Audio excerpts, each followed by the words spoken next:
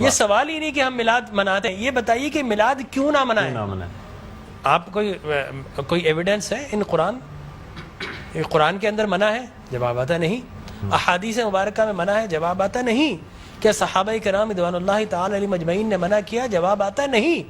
بڑی عجیب غریب بات ہے کہ آپ منع کرتے ہیں۔ اچھا جناب یہ دیکھیے کہ میں بڑے سادہ الفاظ میں بتانا چاہوں گا کہ اسلام کیا ہے۔ اسلام 4 چیزوں پہ مشتمل ہے۔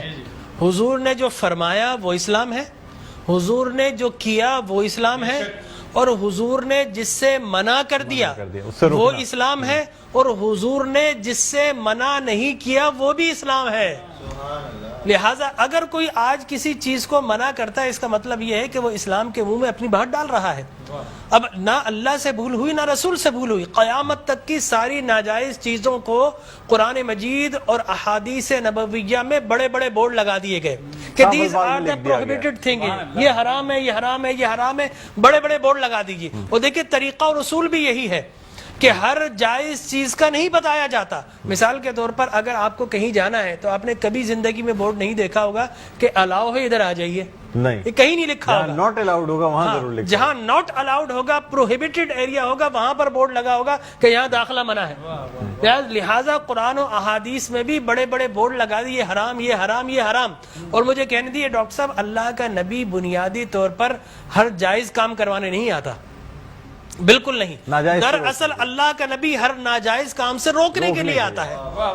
اگر جائز کام کی اگر جائز کام کروانے آتا اور جائز کی فہرست بنتی تو قرآن 30 پاروں پہ ہی 30,000 پارے بھی کم پڑ جاتے کہ یہ بھی جائز، یہ بھی جائز، یہ بھی جائز، یہ بھی فہرست، ایک پوری فہرست بن جاتی۔ کہاں تک ہم قرآن حفظ کرتے؟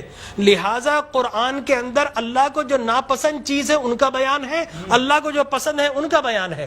ہر جائز چیز اللہ کا نبی کروانے نہیں آتا۔ اب اگر بنگلہ دیش کے لوگ رہنے والے اگر پوری زندگی اگر چاول کھاتے اور مچھلی کھاتے، ان سے یہ نہیں پوچھا جائے گا باجرے کی روٹی کیوں نہیں کھائی، تم نے گندم کیوں نہیں کھایا، تم نے فلاں نہیں کھایا، نہیں پوچھا جائے گا۔ اگر اسی طرح پاکستان کے رہنے والے مچھلی روزانہ نہ کھائیں تو ان سے نہیں پوچھا جائے گا کہ یہ بھی تو اللہ کی غذا تھی، جائز تھی، تم نے یہ کیوں نہیں کھایا۔ نہیں، ہر جائز چیز اللہ کو مطلوب نہیں ہے، اللہ کو مطلوب یہ ہے کہ ہر ناجائز کام سے روکا جائے۔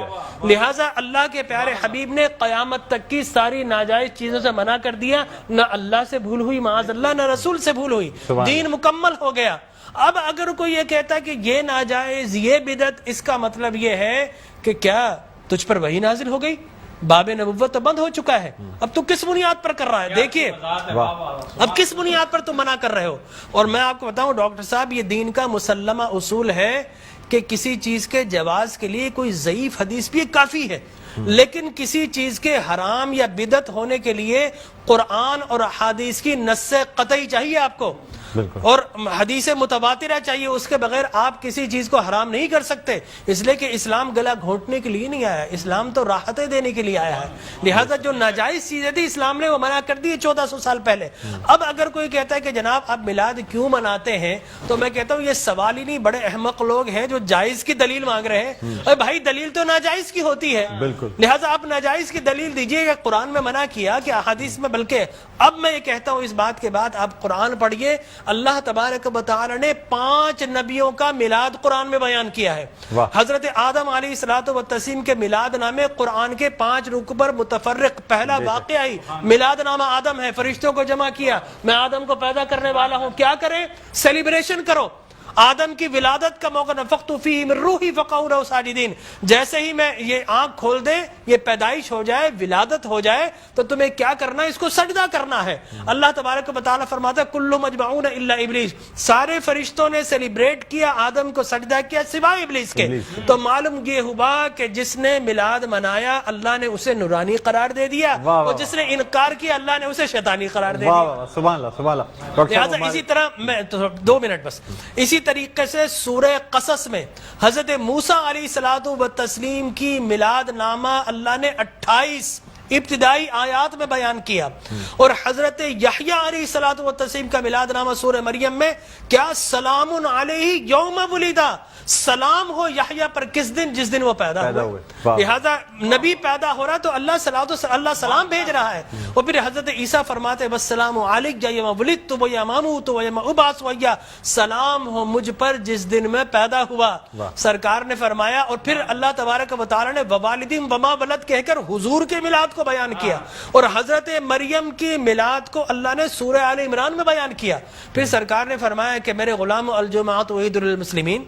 لوگ کہتے ہیں 2 عیدیں، تیسری عید مل گئی. حضرت عمر بن خطاب سے پوچھا کہ یہ الیوم اکملت لکم دینکم، یہ آیت ہمارے نبی پر نازل ہوتی تو ہم 2 عیدیں مناتے، ہم تو بطور عید مناتے. حضرت عمر نے حضرت ابن عباس دونوں سے احادیث فرمایا میاں تم ایک عید کی بات کرتے ہو، ہماری تو 2 3 عیدیں تھی اس دن. وہ یوم عرفہ تھا مسلمانوں کی عید کے دن، وہ جمعۃ المبارک تھا مسلمانوں کی عید کے دن، وہ تکمیل دین کا دن تھا، وہ مسلمانوں کی عید کا دن ہے. لہٰذا یہاں پر تو پہلی، دوسری، تیسری، چوتھی، 5ویں نہ جانے کتنی عیدیں. اور صحیح مسلم کی حدیث مبارک رسول اللہ نے 5 عیدیں بیان فرما دی. ایام تشریق، یوم نحر، اس کو سرکار نے عید قرار دیا. لہٰذا معلوم یہ ہوا کہ سرکار دو عالم. اور پھر میں عرض کر رہا تھا کہ آدم پیدا ہوئے، فرمایا الجمعۃ عید للمسلمین، جمعہ مسلمانوں کی عید کا دن. فرمایا رسول اللہ کیوں؟ فرمایا فیہ خلق آدم، اس لیے کہ اس دن تمہارے باپ آدم پیدا ہوئے. معلوم ہو آدم پیدا ہو تو عید کا دن، اور جس دن فخر بنی آدم پیدا ہو ہزاروں عیدوں کا عید. یہ عید بھی ہے اور یقینی طور پر جشن بھی ہے. دیکھیے حضرت عیسیٰ ابن مریم علیہ الصلوۃ والتسلیم پیدا ہوتے نا، اللہ تبارک و تعالی حضرت مریم کے پاس پینے کے لیے کچھ نہیں تھا.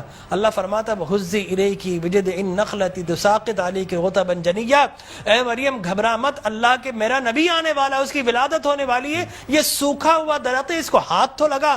حضرت مریم جیسے ہی ہاتھ لگاتی ہے اللہ تبارک و تعالی میلاد عیسیٰ کی خوشی میں اس کو ہرا بھرا کر دیتا ہے، وہ پانی جاری و ساری کر دیتا ہے. تو اللہ تبرک بھی دیتا ہے، اللہ تبارک و تعالی اسے سیلیبریٹ بھی کرتا ہے. تو یقینی طور پر میلاد النبی صلی اللہ علیہ وسلم کے اگر جواز کی آپ بات کریں گے صبح ہو جائے گی.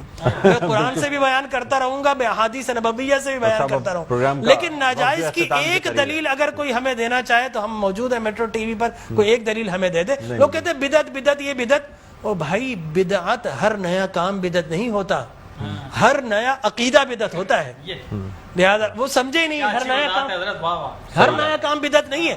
میں آپ کو ثابت کر دوں ہر نیا عقیدہ بدعت ہے. لیکن آپ شیطان نے جب بلیف جو جس چیز پہ انسان کا ہے وہ قائم ہے، ہر نیا کام، اگر ہر نیا کام بدعت ہوتا، خوشی منانا، عید منانا، اس میں تو کوئی ایسی بات انوویشن ہے اسلام کے اندر. آپ یہ دیکھیں نا حضور اکرم صلی اللہ علیہ وسلم کی وفات شریف کے بعد قرآن مجید جمع کیا، بدعت. پھر اس کے بعد تراویح بدعت. وہ بخاری کے ہذہ نعمت البدع، حضرت عمر بن خطاب کے الفاظ ہے کتنی پیاری بدعت ہے کہ میں نے تراویح شروع فرما دی. تو مقصد وہ کہ بدعت اچھی بھی ہوتی ہے. صحابہ کرام بدعت حسنہ بھی ہے، بدعت مذمومہ بھی ہے. اور مذمومہ بدعت کیا؟ اچھی چیز کو مٹا دینا. اور بدعت حسنہ کیا ہے؟ کسی اچھی کام کا جاری کرنا. فرمایا من سن سنتا حسنتا فلہ اجرھا واجر من عمل بها الى یوم القیامہ. جو کسی اچھی سنت، اچھے کام کو جاری کرتا ہے، اس کے بعد قیامت تک اگر لوگ اس کام کو جاری رکھیں تو اس بگنر کو اللہ تبارک و تعالی اجر و ثواب عطا فرماتا ہے. سبحان اللہ. ہماری ٹرانسلیشن کا